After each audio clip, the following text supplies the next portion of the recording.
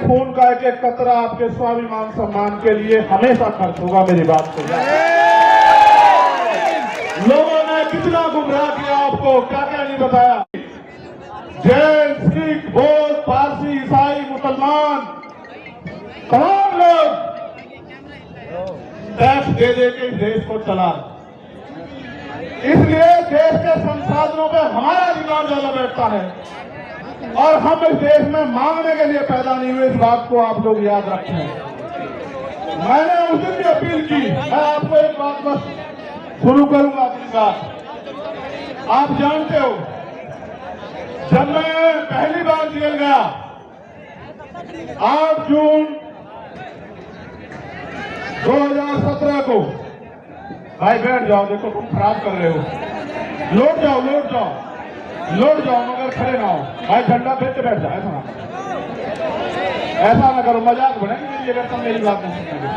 मेरी मजाक बनवाना है जो, फिर बहुत बढ़िया, ये वाले तो नहीं काम के, ये तो नहीं काम भाई आए तो याद है। तो जब मैं पहली बार जेल गया, आपको पता है कि मैं जब भी जेल गया, मैं अपनी व्यक्तिगत लड़ाई में कभी नहीं गया। इस बात को जानते हैं, मेरा समाज इस बात को जानता है। अगर मैं झूठ कह रहा हूं तो समाज हाथ उठा के बतावे कि मैं गलत कह रहा हूं। जब मैं पहली बार जेल गया और जाने से पहले जब पूरी सरकार मेरे पीछे पड़ी हुई थी और ये कहा जा रहा था, डीजीपी का ये बयान है एनडी लॉ एंड ऑर्डर का, कह रहे सरेंडर नहीं कर देंगे चंद्रशेखर को, वो ये संदेश दे रहे थे कि हम इसका एनकाउंटर करके समाज को संदेश देंगे कि कोई भी अगर सरकार के खिलाफ खड़ा होगा हम उस आवाज को हमेशा के लिए बंद कर देंगे। लेकिन फिर 21 मई 2017 को आप मेरे समाज के सिलमाते सारे लोगों ने आके यही जंतर मंतर, इसी पर आकर आपने मेरे हौसलों को बुलंद करके कहा कि लड़, हम तेरे साथ हैं। और वो दिन है, राज का दिन है, चाहे मैं सीए तेरा नाम से मैं जेल गया हूँ, चाहे मैं ऐसी एक ताकत को लेके गुरु रविदास घर की तरफ चल दिया था, जब इन्होंने मेरी 250 लाठी मारकर छाल उतार दिए कि सच्चो साहब अब तो एसीपी हो गए, जहां रात को मुझे जानवर की तरफ मार कर गिरा गया, वो यही खड़े हैं। उनके जो साथी जिस थाने में मुझे मारा गया था 2-3 बार, वो भी मुझे सवेरे मिले थे। मैंने उनसे एक दिन पहले भी ये बात कही, जब मैं पहलवानों का मैं आदमी भूलता नहीं हूँ भाई, जिसने एक इंच भी साथ दिया कतरा कतरा उसके लिए भागूंगा, लेकिन जिसने मेरे लोगों को फंसाया, जबकि आप जानते हैं कि मैं संविधान में विश्वास रखता हूं, चलो माफ कर दूंगा उसे भी, गरीबों के मसीहा चंद्रशेखर भैया उसे भी माफ कर दूंगा। लेकिन इस बार आपने देखा कि क्या हुआ, जब वो सीबीआई से नहीं रोक पाए, ईडी से नहीं रोक पाए, इनकम टैक्स से नहीं रोक पाए, जब वो झूठे मुकदमों से नहीं रोक पाए, जेल से नहीं रोक पाए, तो कायरों की तरह आके उन्होंने मेरे ऊपर गोली चला दी। आपकी गोली की तमन्ना सच्ची थी और मेरे लोगों के खून के आंसुओं की संघर्ष की तमन्ना सच्ची थी। अगर आपके गोलियों की तमन्ना सच्ची होती और मुझे कोई आगे की लड़ाई ना लड़नी होती, तो उसी दिन प्रकृति जो है मुझे खत्म कर देती, क्योंकि गोली से का जो सामना वो बड़ा खतरनाक था। मैं आपको ये बात इसलिए बताना चाहता हूं, मैं आपका खून हूं। मैं कल भी था रहा था, आज भी था रहा हूं, और चाहे फर्श पर रहूं या अर्श पर रहूं या मिट जाऊं, मेरे खून का एक एक कतरा आपके स्वाभिमान सम्मान के लिए हमेशा खर्च होगा। मेरी बात सुन, लोगों ने कितना गुमराह किया आपको, क्या क्या नहीं बताया, क्या क्या नहीं आरोप लगाए, फिर भी नहीं रोक पाए। क्योंकि जब एक गरीब का बेटा खड़ा होता है तो बहुत लोगों को तकलीफ होती है। लोगों को लगता है कि ये देश अमीरों का है और अमीर इस देश में राज करेंगे और गरीब जो है वो खून के आंसू रोगा। मैं आपको ये कहना चाहता हूं कि वो दिन दूर नहीं, गरीब इस देश में खून के आंसू रोने का है और गरीब इस देश में राज करेगा। ये बात लेके हम लोग सड़कों पर निकलते हैं और हम तो हर दिन को आखिरी दिन मानते हैं। बात मेरी उसकी नहीं थी। जब मैं ज्ञापन पढ़ूंगा आपको पता लग जाएगा कि मैं अपनी लड़ाई लड़ने के लिए आया या मैं अपनी सुरक्षा की मांग करने आया या मैं सीबीआई जांच की मांग करने आया, मैं आपको बता दूंगा। मैंने समाज को इसलिए बुलाया अपने नाम से क्योंकि मैं जानता हूं कि चाहे आप पे एक रोटी कम हो, चाहे आपको पानी ना मिले, चाहे गर्मी आपको कितनी परेशान कर रही हो, लेकिन आप मेरी बात के साथ खड़े रहोगे। और दिल्ली में आज आपने इतिहास लिख के दोबारा दिखा दिया मेरे लोगों। मुझे गर्व है आपको, मुझे गर्व है कि मैं गरेड़ समाज में जन्मा था। मेरा समाज गरेड़ है और मेरा समाज सम्राट अशोक की तरह गरेड़ रहेगा। मुझे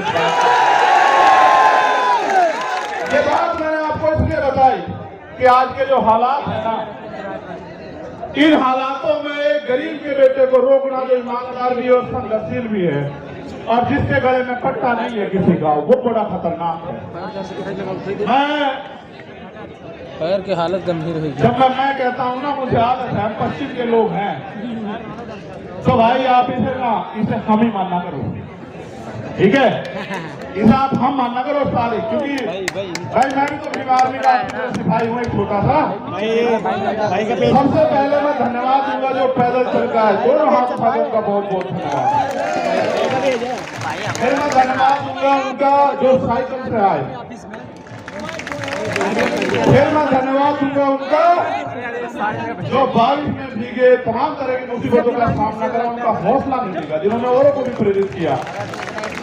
और फिर मैं धन्यवाद दूंगा जो बस से आए, ट्रेन से आए, कैसे कैसे आए, भूखे पेट आए, कैसे आए। मैं आज अपने परिवार के बीच में हूँ, नेता नहीं हूँ, यहाँ आपका खून हूँ। मैं आपसे एक सवाल पूछना चाहता हूँ, बात की शुरुआत में ही। अगर मैं ये लड़ाई लड़ रहा हूँ गरीबों की, कमजोरों की, पहले होता क्या था आप जानते हो? मैं आपका खून हूँ कि गांव में ताकतवर आदमी, सामंती आदमी जिस बहन की बच्ची की चाहे उसकी चुन्नी खींच ले, उसके कपड़े खींच ले, उसको नोच ले, आखिर गांव में पंचायत होकर बात निमट जाती थी। किसी के बारात रोक दो, किसी के ऊपर पेशाब कर दो, किसी को थूक दो, किसी का थूक कटवा दो, किसी की मुंह काट लो, किसी के पानी छूने का हत्या कर दो। तो पहले ये ताकतवर लोग था, उनका जन्मसिद्ध अधिकार है। मगर जब से भीम आर्मी के सच्चे पहरेदार मैदान में आए हैं देश के अंदर, वो कर तो देते हैं घमंड में, लेकिन उन्हें मुंह नहीं बता, उनकी मां भी नहीं बता सकती सरकार को। फिर वो जाते हैं जेल। जब वो जेल जाते हैं तो वहां बैठ के वो सोचते हैं कि हम किसकी वजह से जेल जा रहे हैं। तो जब वो जेल जाते हैं तो फिर वो क्या करते हैं पता है? वो जेल जाके ये कहते हैं बाहर निकलते कि इस आदमी को निपटाओ, वरना तो हमारा एक छत्र जो अधिकार है वो खत्म हो जाएगा इस देश। उन्होंने शुरुआत ये यहाँ नहीं की, उन्होंने शुरुआत बिहार में की। जब भाई राकेश पासवान को उन्होंने 20 गोली मारी, हम समझ नहीं पाए। 20 गोली मारने के बाद उन्हें लगा डर जाएंगे, लेकिन आप डरे नहीं। फिर उन्होंने विदिशा में हमारे जिला अध्यक्ष भाई चरण सिंह की हत्या करी, फिर भी नहीं हम डरे। हम आंदोलन में आए, हमारी जान चली गई, तब भी नहीं डरे। फिर उन्हें लगा कि भाई जड़ ही काटो, टहने भी मजबूत हैं, जड़ भी मजबूत है, पत्ते भी मजबूत है, भाई जड़ ही काटो। तो बाबा साहब वाले रुकने के लिए तो जड़ काटने का वो क्या था कि चंद्रशेखर आजाद को निपटा दो। देखो वो तो बच्चे हैं जिन्होंने ये किया है, सच बात बता रहा हूँ, बच्चे हैं, लेकिन उनके हाथ पीछे जो है ना, जिन्होंने उनके हाथ में हथियार दिए वो बच्चे नहीं। हम सीबीआई जांच की मांग इसलिए कर रहे थे कि बहुत सारे लोगों ने मजाक उड़ाया कि अपने आप सिक्योरिटी लेने को हमला कर दिया है, जिसकी रक्षा इतना बड़ा समाज करता हो, फिर उठ गया यार भाई। जिसकी रक्षा जो है सम्राट वीर भोज के वंशज करते हो, जिसकी रक्षा